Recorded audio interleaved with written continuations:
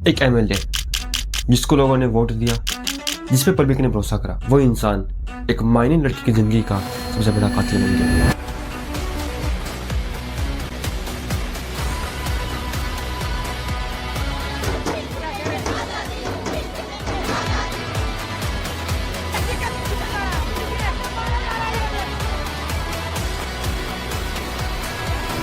ये कहानी है पावर की, पॉलिटिक्स की और एक ऐसी लड़की की जिसने पूरे सिस्टम से अकेले लड़ाई की। आज मैं आपको बताऊंगा यूनाव रेप केस की पूरी कहानी हर एक डिटेल के साथ। ये क्राइम एक केस नहीं था, ये था एक पूरा कॉन्स्पिरेसी का जाल जिसमें विक्टिम के फादर की जेल में डेथ हुई और विक्टिम के ऊपर चढ़ाया गया, विटनेसेस को दबाया गया और सबसे शॉकिंग बात, अक्यूज था एक रूलिंग पार्टी का एमएलए जिसके पास इतनी पावर थी कि पुलिस भी उसके इशारों पर नाचती थी। इस वीडियो को एंड तक देखना क्योंकि जब जानोगे वो आपको अंदर तक हिला देगा। अगर आप नए हो तो इस चैनल को सब्सक्राइब करो और बेल आइकन दबाओ। चलिए शुरू करते हैं from the beginning of the case. Unnao Uttar Pradesh का एक डिस्ट्रिक्ट जो लखनऊ से सिर्फ 60 किलोमीटर की दूरी पे है। पॉपुलेशन लगभग 30 लाख। एक टिपिकल नॉर्थ इंडियन डिस्ट्रिक्ट जहाँ पे पॉलिटिक्स, पावर और पैसा ही सब कुछ डिसाइड करता है। यहाँ की पॉलिटिक्स में एक नाम बहुत बड़ा है, Kuldeep Singh Sengar.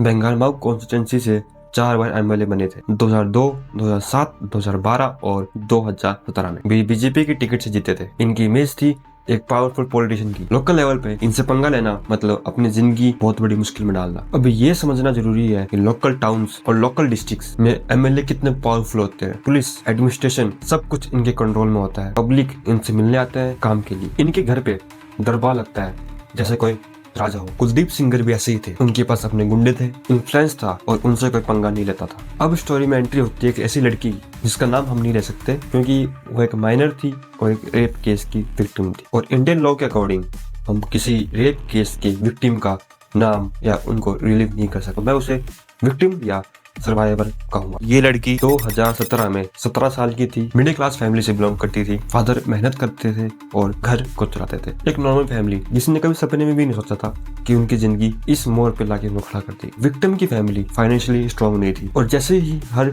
Middle class family में होता है, जॉब की जरूरत थी। इसी जरूरत को उन्हें कुलदीप सिंह सेंगर के दरवाजे तक पहुंचाया और यहाँ से शुरू होती है एक ऐसी कहानी जो सुन के आपका खून खोलेगा।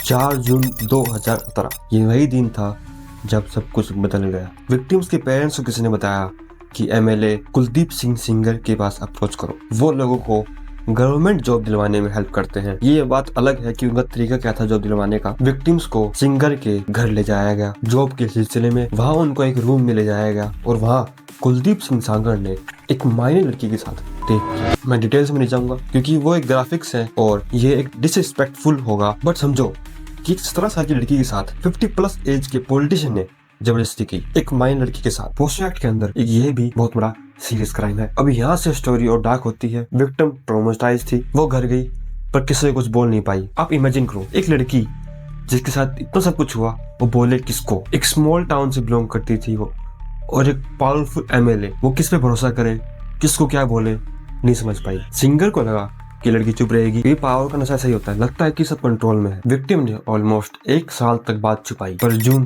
2017 के बाद कुलदीप सिंह सेंगर ने उसको हैरेस करना कंटिन्यू रखा। कॉल आते रहे और वो लड़की हैरेस होती रही। अब विक्टिम की फैमिली को भी थोड़ा पता लगने लगा कि कुछ गलत है। फादर ने इन्वेस्टिगेशन करना शुरू करा और जैसे ही विक्टिम के फादर ने अपनी आवाज उठाई वैसे ही सिंगर ने अपना असली रंग दिखाना शुरू करा। अब यहाँ से केस का सबसे डार्क चैप्टर शुरू होता है। जब विक्टिम के फादर ने केस फाइल न करने की बात की तो कुलदीप सिंह सेंगर ने अपने गुंडों से उनको थ्रेट करा और फिजिकली असॉल्ट किया विक्टिम के फादर को। और पुलिस ने क्या करा, विक्टिम के फादर को ही अरेस्ट कर लिया और उन पर फॉल्स केस लगाया गया आर्म्स एक्ट के अंडर।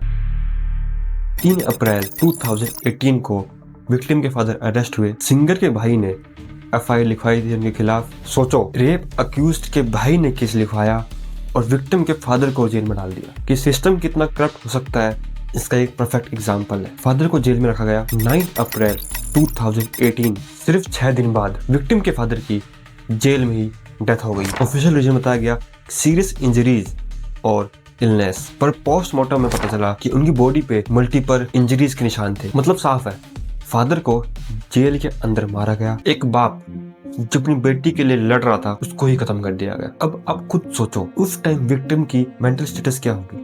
हुआ केस भी नहीं हो रहा है, अब तो फादर की भी डेथ हो गई, पर इस लड़की ने हार नहीं मानी। इस लड़की ने वो करा जो कभी कोई नॉर्मल आदमी सोच भी नहीं सकता। 8 अप्रैल 2018 फादर की डेथ से एक दिन पहले विक्टिम अपनी मदर के साथ सीएम योगी उनके घर के बाहर गए और वहां उन्होंने खुद को आग लगाने की कोशिश की। एक माई लड़की जो इतना डिप्रेस हो चुकी है कि उसने मरने का फैसला किया सिर्फ इसलिए क्योंकि उस टाइम इसकी कोई सुन नहीं रहा था। ये वीडियो वायरल हुआ, नेशनल मीडिया ने पिक किया, सडनली उन्नाव रेप केस पूरी इंडिया में न्यूज बन गया। उन्नाव रेप केस में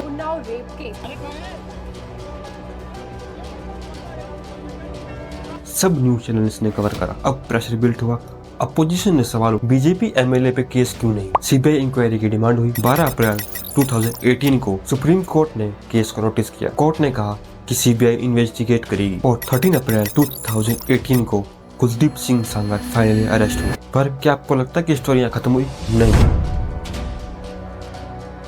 जुलाई 2019 कुलदीप सिंह सांगर जेल में है, केस चल रहा है, विक्टिम टेस्टिमोनी दे रहे हैं और लगता है कि जस्टिस मिलने वाला है। पर सिंगर जेल में बैठ के ही पावर यूज कर रहा था। उनकी कॉन्टैक्ट्स, उनकी गुंडे बाहर काम कर रहे हैं। 28 जुलाई 2019 रायबरेली उत्तर प्रदेश, विक्टिम अपनी 2 आंटीज और लॉयर के साथ कार में ट्रैवल कर रही थी। वो लोग रायबरेली जा रहे थे अपने अंकल से मिलने जो उस टाइम जेल में थे। तो इंसिडेंट क्या हुआ, उसी टाइम एक ट्रक आया और बहुत फोर्सफुली उनकी गाड़ी के ऊपर चढ़ गया। बहुचर्चित रेप कांड की पीड़िता की कार रविवार को रायबरेली के अटौरा गांव में NH 232 पर एक ट्रक के साथ टकरा गई और उस एक्सीडेंट का रिजल्ट यह था कि जो आंटीज ट्रैवल कर रही थी उनकी डेथ हो गई और जो विक्टिम थी उनकी बॉडी पे बहुत ज्यादा क्रिटिकल इंजरीज हुई। लॉयर भी बहुत ज्यादा सीरियसली इंजर्ड हुआ। आप सोचो कि केस का ट्रायल चल रहा है, विक्टिम टेस्टिमोनी देने वाली है और सडनली एक एक्सीडेंट हो जाता है। ट्रक ड्राइवर को पकड़ा गया। इन्वेस्टिगेशन में पता चलता है कि वो ट्रक विक्टिम की गाड़ी को बहुत देर से फॉलो कर रहा था और उस पर अटैक करने के लिए ही फायर किया था। सीबीआई ने इन्वेस्टिगेशन की और क्लियरली कहा ये प्लान मर्डर अटेम्प्ट था। कुलदीप सिंह सेंगर ने जेल में बैठ के ये प्लान किया, जेल में रहकर भी इतना पावरफुल मर्डर करवा सके। ये है एक इंडियन पॉलिटिक्स। विक्टिम 1-2 हफ्ते तक आईसीयू में रही, क्रिटिकल कंडीशन थी। डॉक्टर्स ने बहुत कोशिश की उनको बचाने की, फिर वो बची। एक बार फिर आप इस लड़की की विल पावर के बारे में सोचो। हुआ, बाप मरा, एक्सीडेंट हुआ, खुद ऑलमोस्ट मर के बाहर आई है, फिर भी वो लड़ रही है और अब पब्लिक आउटरीच पीक पे था। सुप्रीम कोर्ट ने अगस्त 2019 में स्ट्रिक्ट ऑर्डर्स दिए, केस दिल्ली ट्रांसफर होगा, 30 हजारी कोर्ट में ट्रायल होगी, 45 डेज में कंप्लीट करना है और डेली हियरिंग होगी। सिस्टम फास्ट काम करने लगा। Media pressure, public pressure, supreme court की स्ट्रिक्टनेस सब एक कंबाइंड इफेक्ट। ट्रायल दिल्ली में शुरू हुआ। विक्टिम ने अपनी टेस्टिमोनी दी, एविडेंस प्रेजेंट किए। 16 दिसंबर 2019 एग्जैक्टली 7 साल निर्भया केस के बाद उन्नाव केस में भी विडिक्ट आया। दिल्ली 30 हजारी कोर्ट का judgement, Kuldeep Singh Sengar guilty of rape under IPC section 376 and POCSO act. Finally conviction आ गई। Life imprisonment, 25 lakh rupees fine. इसके बाद और भी केस में कन्विक्शन हुई। मार्च 2020 फादर की death case, 10 year imprisonment of Sengar's brother Atul Singh. Accident case, Sengar और उसके associates convicted for murder conspiracy. BJP ने फाइनली एक्शन लिया और सिंगर को पार्टी से एक्सपेल कर दिया। पर ये एक्शन इतनी देर से आया, जब तक कन्विक्शन नहीं आई पार्टी चुप थी। कोर्ट ने अपनी जजमेंट में कुछ इंपॉर्टेंट बातें कही। जज धर्मेश शर्मा ने कहा, the victim was let down by everyone, the police, the administration and the political system. She had nowhere to गो।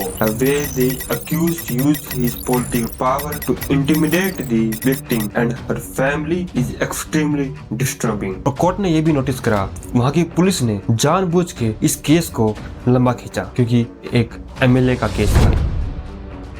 ये थी उन्नाव केस की पूरी कहानी। अब मैं कुछ इंपॉर्टेंट पॉइंट्स डिस्कस करना चाहता हूँ आपसे। सबसे पहली बात, पावर करप्ट करती है। एक MLA जितना पावरफुल है वो क्राइम करता है फिर भी बच जाता है। दूसरी बात, सिस्टम के अंदर ही बहुत प्रॉब्लम्स है। ये पुलिस एक पावरफुल अक्यूज्ड के साथ काम करती है और विक्टिम्स की फैमिली को ही अरेस्ट कर लेती है फेक केस लगा के। इंडिया में रेप केस का कन्विक्शन बहुत लो है, अराउंड 27%। मतलब 73% केसेस में अक्यूज ऐसे ही फ्री हो जाते हैं जेल से। तीसरी बात, मीडिया और पब्लिक प्रेशर का काम करती है। जब तक इस केस को नेशनल टीवी ने कवर नहीं करा तब तक इस केस को किसी ने नहीं सुना। जब ये केस वायरल हो गया तभी इस केस पे कोई एक्शन नहीं। इसलिए ऐसे केसेस के बारे में बात करनी बहुत जरूरी है, अवेयरनेस बहुत जरूरी है। और सबसे इम्पोर्टेंट बात, उस लड़की की हिम्मत के बारे में सोचो। 17 साल की उम्र में हुआ, फादर की डेथ हुई, किसी ने नहीं सुनी, खुद को मारने की कोशिश की, आंटीज मर गई। ये लड़की एक रियल हीरो है, किसी ने साथ नहीं दिया, अकेली लड़ी, अब तक अकेली लड़ रही है। दोस्तों, अगर आप या आपके सर्कल में कोई भी ऐसी सिचुएशन में हो तो आप आवाज उठाओ। वुमेन हेल्पलाइन नंबर यहाँ पे शो हो रहे होंगे आपको। इस केस ने बहुत कुछ चेंज किया, पर अभी भी बहुत कुछ करना बाकी है। अगर ये वीडियो आपको इन्फॉर्मेटिव लगी